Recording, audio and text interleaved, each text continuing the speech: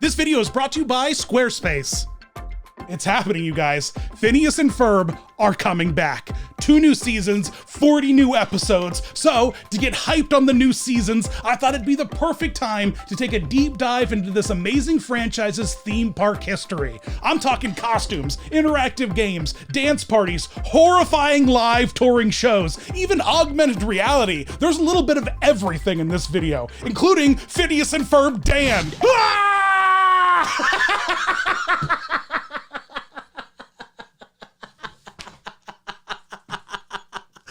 Oh, Phineas Dan. Mom! Phineas and Ferb are in a DIStory Dan video! To talk about Phineas and Ferb in the theme parks, I gotta tell you how we got there. Phineas and Ferb is a 2007 Disney Channel original cartoon series that follows a genius child inventor and his soft-spoken older brother as they go on comically self-aware adventures with neighborhood friends, all the while their pet platypus secretly battles a nefarious world-dominating scientist. Following along so far? Great. This show was huge. Actually, to say it was huge is a bit of an understatement. It had 4 seasons with over 100 episodes and 3 spin-off series, including a live-action talk show and collabs with Marvel and Star Wars. The show's first run culminated with a movie, which really kicked up the Disney vertical integration machine in 2011 to bring these characters into real-life parks and experiences. Phineas and Ferb the movie, Across the Second Dimension. Which feels like the title of a sequel, not the first movie. Who puts a number 2 in their first movie?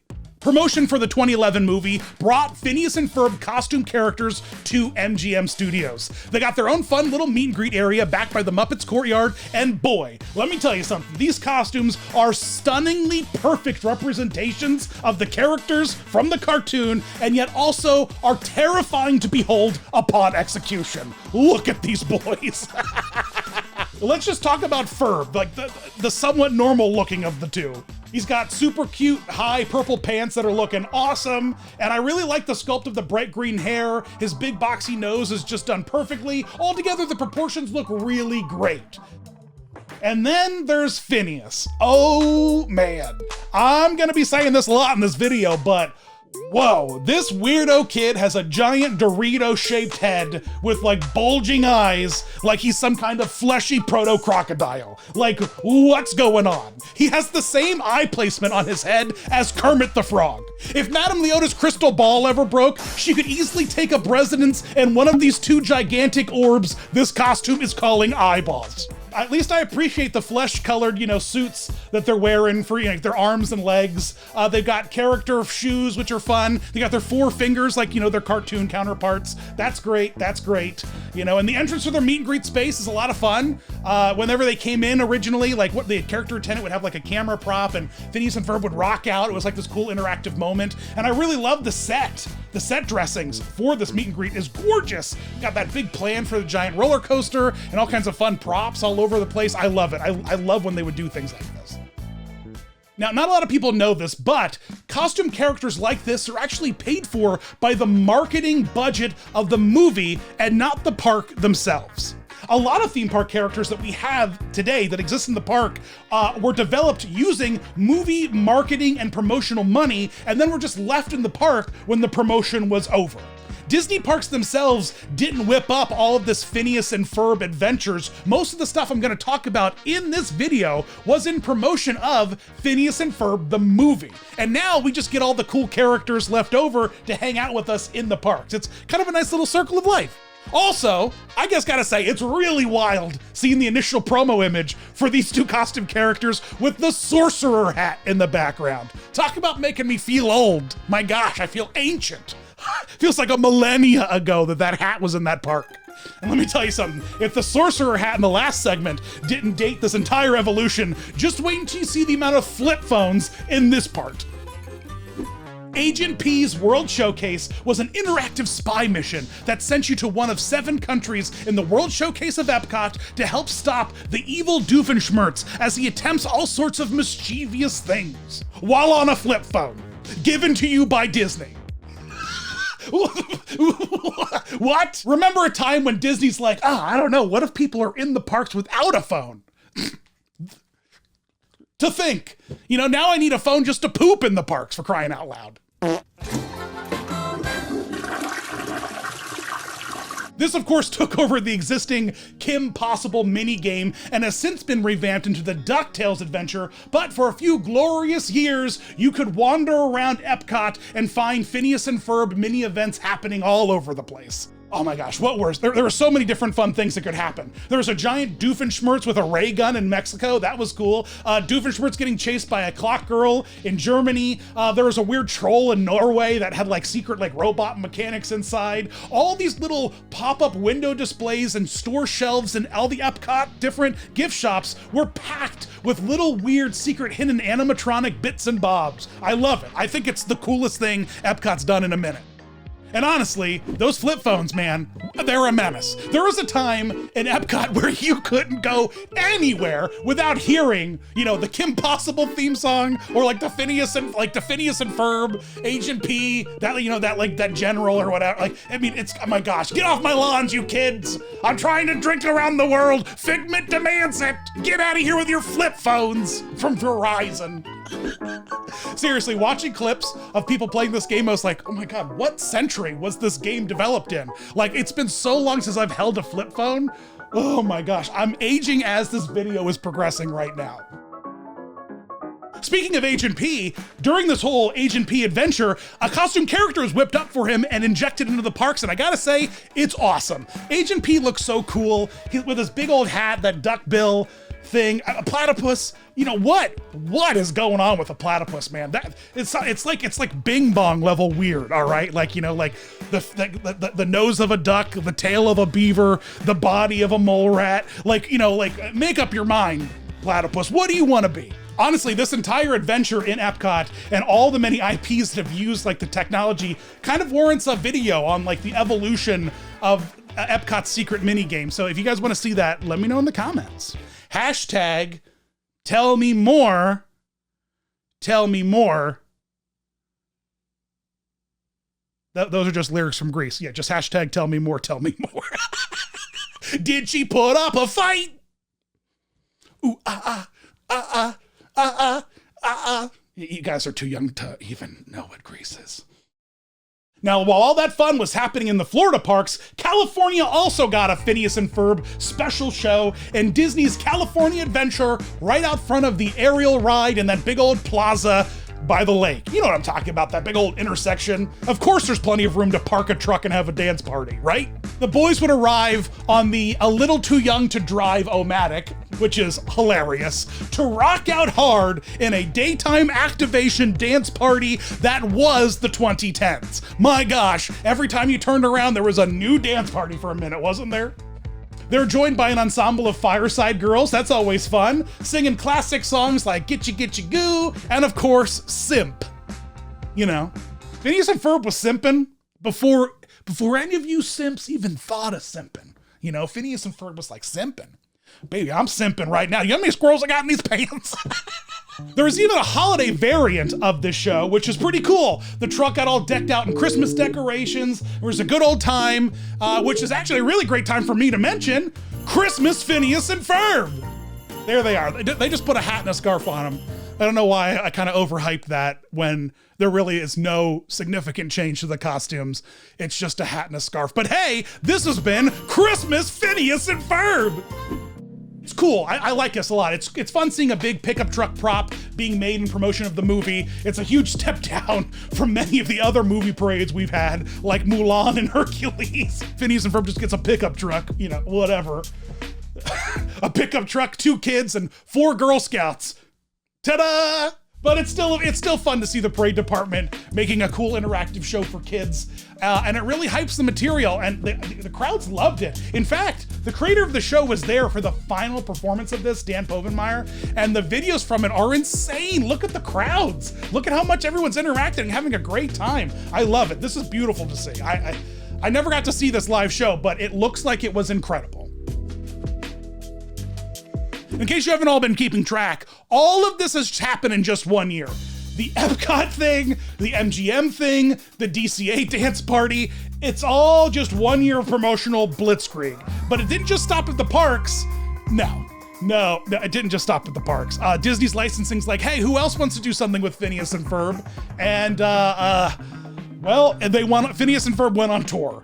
And nothing can prepare you for what I'm about to show you, so I guess I'm just gonna get it over with and show you. Welcome to the best live tour ever. Like, every kid's in this show. Every kid's in this show, and they all start as cartoons, and then they transform themselves through this portal that rips them into our reality through space and time and turns them into monsters. Bulging-eyed, crazy-faced monster children with human fleshy arms and legs, and yet the faces of grotesque, comical cartoon monstrosities. Oh my gosh, this show is horrifying. Again, Ferb, normal, totally acceptable. Phineas, absolutely unhinged. Everything from like the bouncing like head that like, you know, makes his head all wiggle around to talk, to just those eyes and the pointy nose. It is weird. It's weird seeing a person with a head that is this shaped. But they didn't just stop there. We've got, okay, Isabel, the lemon wedged head kid, terrifying. Buford, the thickest boy in town, terrifying. Candace, what happened to Candace? Candace needs to see an optometrist. All these characters look like they're like extras with Arnold Schwarzenegger in like the Total Recall movie on Mars, like gasping for air with their eyes bulging, you know? Like, what is happening? The worst is Jeremy, I think. Jeremy is just, he tries to be all cool and Candace is like, oh, you're so cool. And he looks like this. He looks like this. The boyish Danville charms of Phineas and Ferb do not translate. At least Perry the platypus saves the day. Truly, top to bottom, he's a really cool costume character. He's wearing Justin Bieber pants, you know, like those long weird Justin Bieber, you know, like for a minute, like the crotch of like cool, like young men was like down to their knees in their pants, like Hammer pants, but like spandex. It's real weird. Perry the platypus has got him. And last but not least, Doofenshmirtz. Yikes. Wow. Potent. Like, terrifying, incredible. I love it. Horrifying. And the best part of all is, all of these costumes were designed by the same person who is now in charge of designing all of Nintendo Land's costumes. The same person who did this did Princess Peach, Mario, Toad, Luigi. Wild world we live in, man. That's a wild world. But best live tour ever. More like most traumatizing tour ever. I don't know, man. Did you guys see this tour live? It's wild what they did with these costumes. Wild. You got to go watch my video on it. That's all I can say. Like, I'm just sitting here. I'm just sitting here now reminiscing about my research in that video and just how much my mind was blown. But Doofenshmirtz and Princess Peach, like those costumes, they kind of look alike weirdly. Or is that just me? Now here's a weird Phineas and Ferb thing that I bet a lot of you didn't get the chance to experience. Over in downtown Disney West, back in 2012, you could actually meet cartoon Phineas and Ferb and the whole gang at a special Phineas and Ferb and You, a Brand New Reality, which of course is a song from the Second Dimension movie. And what it is just a glorified augmented reality, like magic photo event. You'd hop into a green screen area and they'd project you onto this huge jumbotron, and essentially you'd interact in a cartoon scene that would then culminate in like a silly little photo op. It's so cute, and it's hilarious to me how poorly it was received by like people in the comments section of this video from like 10 years ago. People are like, lame, it's dumb, and now like every corner of the Disney parks are like magic photo shots just like this. So, you know, hey, maybe it's a little bit ahead of its time. I think it's cute. I mean, the whole putting you on a green screen thing at a theme park, that's a shtick that's just been used for decades. But as if you're a fan of the show, it'd be really neat to interact with these guys. It'd be super fun.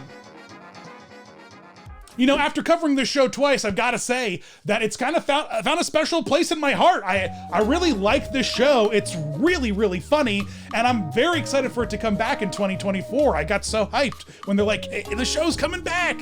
You know, it's really unique. It's got like the self-awareness of like a 90s kid show, but also it seems to be like, you know, ahead of its time. Like, it's like a Rick and Morty for kids in a weird way. Like, just wild adventures, wild inventions. It's It's so much fun. The show knows exactly what it is and speaks to the kind of people that makes them feel seen for like loving media and pop culture the way that they do.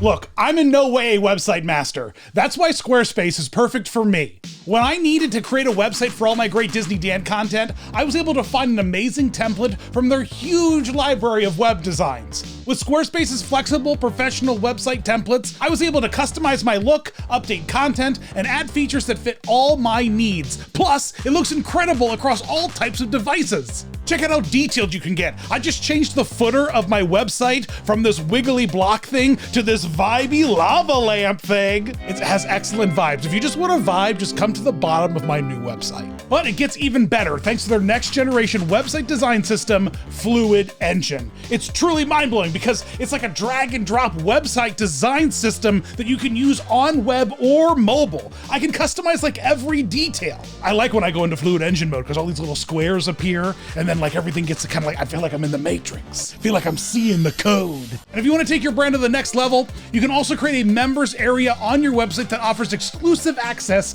to unique premium content.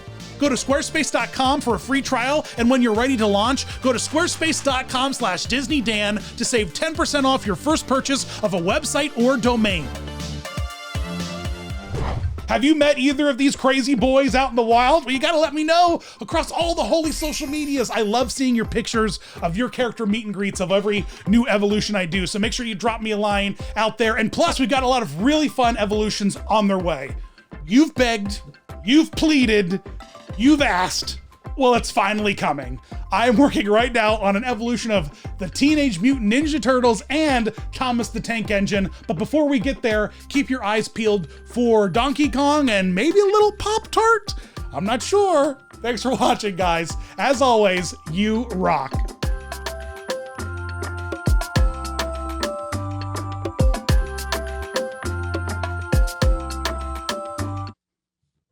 Look, I'm gonna be real with you. Ferb Dan ain't so bad. It looks good, you know? Ferb Dan. Just Phineas Dan, man. Phineas Dan.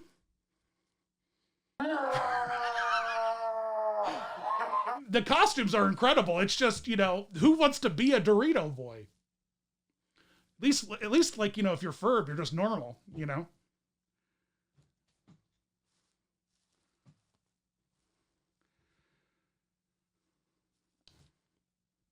Well, looking good.